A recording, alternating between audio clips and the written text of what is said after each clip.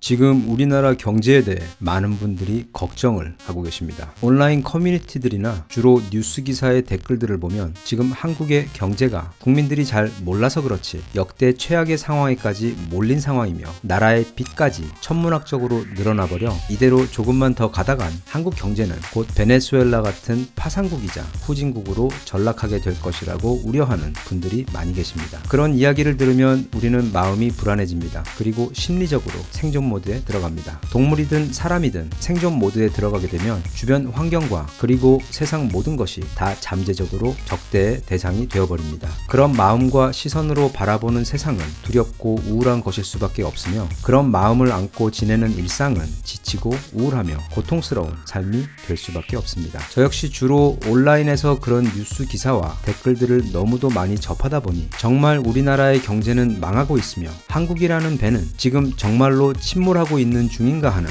불안한 마음이 들었습니다. 그래서 이쪽이든 저쪽이든 설령 진실은 온라인에서 사람들이 걱정하는 것보다도 오히려 더 절망적인 상황일지라도 기댈 수 있는 객관적인 팩트를 확인하고 나면 그 불안감에 도움이 될 것 같아 한번 같이 좀 알아볼까 합니다. 지금 대한민국의 경제는 도대체 얼마나 심각한 건지, 얼마나 빠르게 망하고 있기에 이렇게나 많은 국민들이 온라인과 오프라인을 가리지 않고 지금 온 나라가 망하고 있다며 걱정을 하고 있는지에 대해 부족한 수준이나마 최대한 객관적인 지표들을 찾아 확인을 해보고 싶습니다. 서로의 의견이 갈릴 때에는 그 분야 전문가를 찾는 것이 가장 빠릅니다. 이 경우 세계 경제 지표 관련해서 우리는 물론 세계인 모두가 인정하는 가장 권위 있는 전문가 집단은 바로 OECD와 IMF입니다. 이 두 단체가 내놓는 통계들은 아마추어 경제 전문가들이나 특히 저 같은 듣보잡 유튜버 따위가 내놓는 의견과는 비교가 불가한 수준의 높은 신뢰성을 가지고 있습니다. 그래서 만약 누군가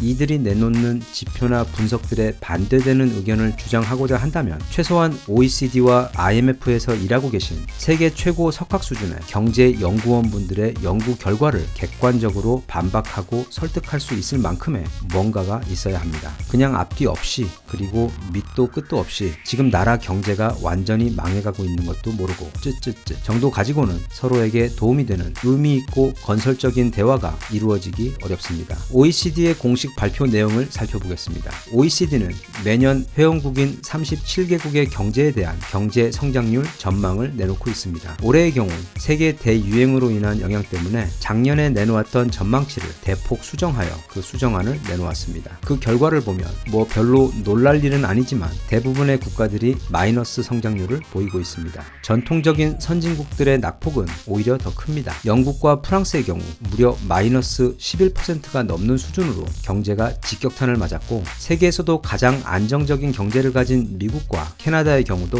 각각 마이너스 7.3%와 마이너스 8%의 전망을 기록하였습니다. 마치 탱크처럼 탄탄한 경제를 가진 독일 또한 마이너스 6.6%라는 진짜 심각한 경제 전망을 기록하며 세계인들을 깜짝 놀라게 했습니다. 이번엔 지금 역대 최악의 경제로 치닫고 있으며 온 나라가 빠르게 망하고 있다고 많은 국민들이 걱정하고 있는 우리 대한민국의 성장률 전망을 보겠습니다. 2020년 한국의 경제 성장률 전망은 마이너스 0.8%입니다. 이 수치는 OECD 회원국 중 1위도 아니고 세계 모든 나라들 중 압도적 1위의 경제 성장률입니다. 이건 정말 대단한 성과이며 그 성과로 인해 한국의 세계 경제 순위는 세계 12위에서 9위로 단번에 뛰어올랐습니다. 작년까지 한국 경제는 브라질, 캐나다 그리고 러시아의 뒤를 이어 세계 12위를 했는데 올해는 모두가 역성장을 하고 있는 상황 속에서 혼자서만 그 모든 경제적 재난으로부터 나라의 경제를 방어해내는 데 성공하며 이들 세 국가들을 한꺼번에 제치고 세계 10위권 안으로 진입을 한 것입니다. 참고로 국토의 물리적 크기가 꼭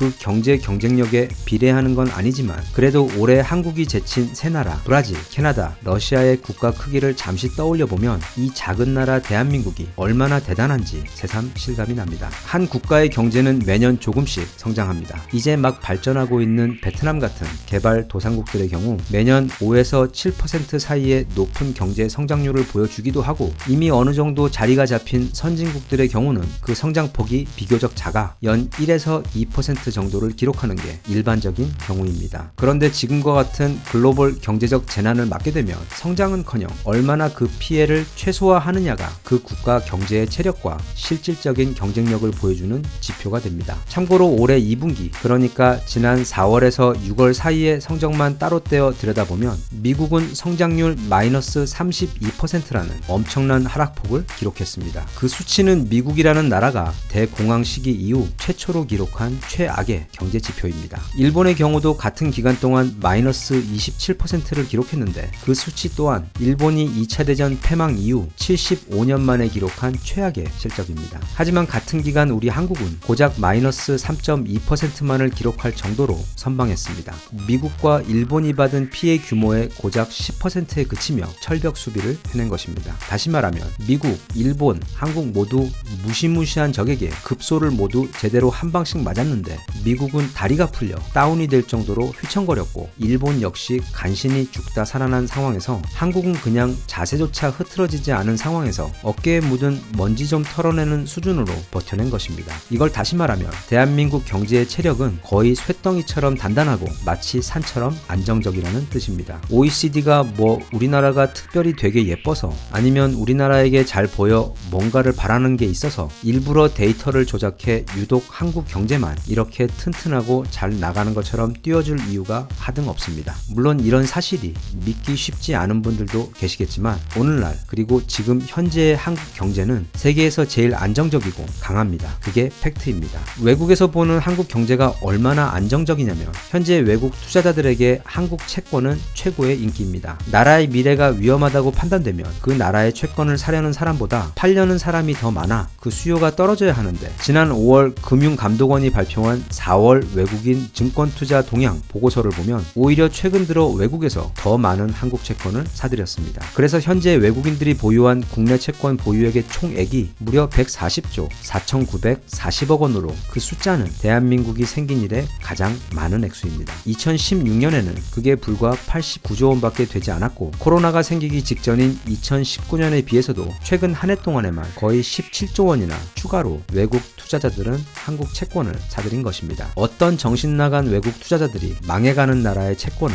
거의 사재기에 비유할 수 있을 정도로 이렇게 사들입니까? 대한민국의 채권 그리고 대한민국이라는 나라에 대한 투자는 현재 세계에서 가장 믿을 수 있는 안전 자산입니다. 다시 말하면 우리는 지금 세계에서 가장 크고 안전한 금고 안에서 살고 있는 것이나 마찬가지입니다. 또한 한국 경제가 망하고 있다는 이야기에 빠지지 않고 등장하는 지적이 우리나라 부채에 대한 걱정입니다. 나라가 가진 빚을 일반 개인이 가진 빚으로 환산해서 좀 더 쉽게 이해를 해본다면 소득이 많을수록 빚이 많아도 괜찮습니다. 연봉이 10억 원인 사람이 그 10%인 1억 원을 빚으로 가지고 있는 것은 굉장히 건강한 재무 구조를 가지고 있는 것이지만 연봉이 5천만 원인 사람이 3천만 원의 빚을 가지고 있는 것은 다소 위험한 재무 상태로 볼 수 있습니다. 따라서 나라의 빚이 얼마인지 그 절대적인 숫자보다는 GDP, 말하자면 그 나라의 소득에 비해 몇 퍼센트의 빚을 지고 있는가를 보는 것이 일반적인 재무 건전성 진단 방식입니다. 일본의 경우 무려 236%로 세계 1위입니다. 얼마 전 디폴트 선언, 즉 국가 파산을 선언한 그리스의 경우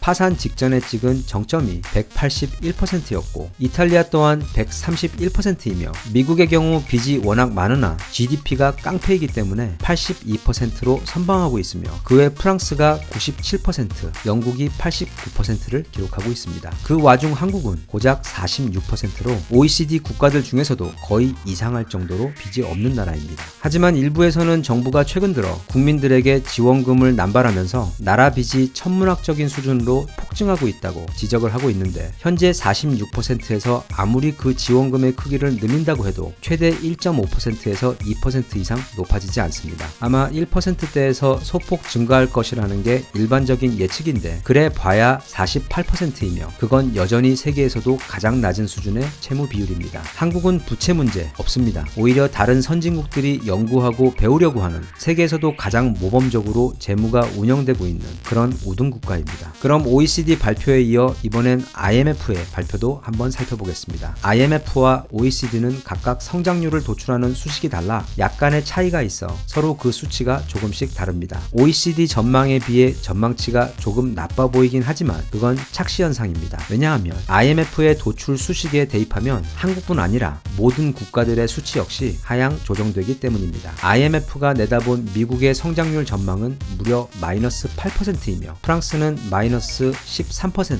영국의 경우도 마이너스 12%가 훌쩍 넘습니다. 그런데 한국은 마이너스 2.1%를 기록한 것입니다. OECD의 전망에 이어 IMF가 내놓은 세계 주요 국가 경제 전망에 있어서도 한국은 세계 1위 국가입니다. 게다가 IMF는 우리나라가 내년에는 전 세계에서도 가장 가파른 V자 경제 곡선을 이루어내며 무려 플러스 3%의 성장률을 보일 것이라고 전망했습니다. 3%면 한국이 평상시에 기록하던 성장률보다도 오히려 더 높은 수치입니다. 위기 때 오히려 더 강한 힘을 내는 것이 이번에 재차 확인된 한국과 한국 경제의 특성 중 하나입니다. 결론적으로 정리를 하자면 글로벌 경제 관련 세계 최고 권위자인 OECD와 IMF 모두 우리가 지금 살고 있는 이 대한민국이 세계에서 경제적으로 가장 탄탄하고 안전한 나라라고 공인 인증서를 발급해 주었습니다. 게다가 한국의 채무 건전성도 세계 최고 수준으로 안정적인 데다 한국의 미래에 대한 세계 투자자들의 신뢰도 역시 최고 수준이라 한국의 채권은 앞서 설명한 것처럼 세계의 투자자들이 앞다투어 사들이고 있는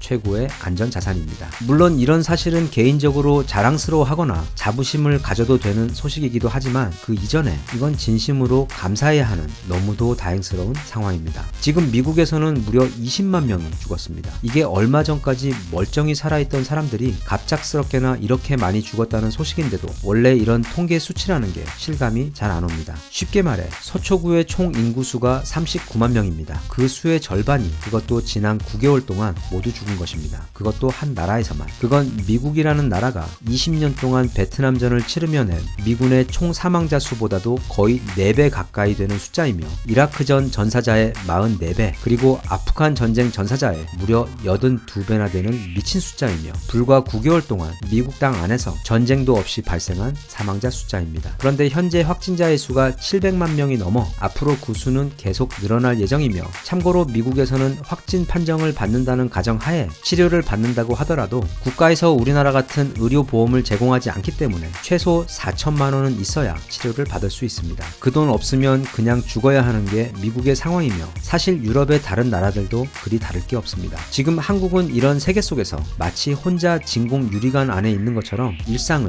유지하고 있습니다. 다시 말하면 조금 불편한 것도 있고 손님이 줄어든 매출 때문에 걱정도 있지만 그래도 사회와 개인들의 일상이 그 이전과 크게 다르지 않게 보호받고 지켜지고 유지되고 있는 것입니다. 이런 상황에서 한국인으로 태어나 한국에서 살고 있다는 건 그야말로 축복입니다. 아니라고 생각하시는 분들도 분명 계실 겁니다. 여전히 우리나라의 경제를 부정적으로 보고 또 그 외 한국에 대한 여러 가지 불만들을 나열하며 그래도 한국은 망해가고 있고 후진국이라는 분들이 계실 겁니다. 그런 분들에게 좀 묻고 싶습니다. 그럼 어디로 가고 싶으신 건가요? 미국? 아니면 일본?